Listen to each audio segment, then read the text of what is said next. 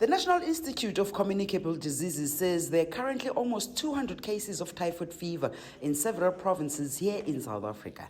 The fever is caused by a bacteria that is endemic to Southern Africa.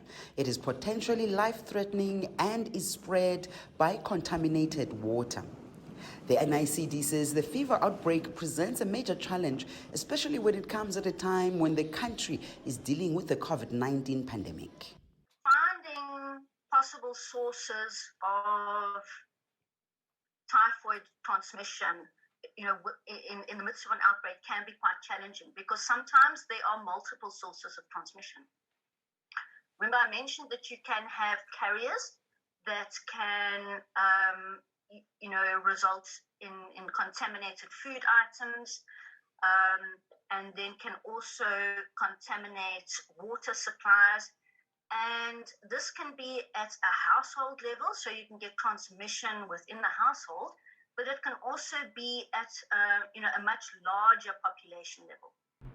According to the National Institute of Communicable Diseases, typhoid fever is notifiable in South Africa, but clinical notification is notoriously poor.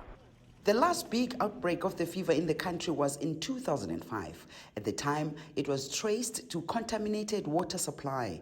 South Africa has a lower rate of the fever infections than other countries in sub-Saharan Africa.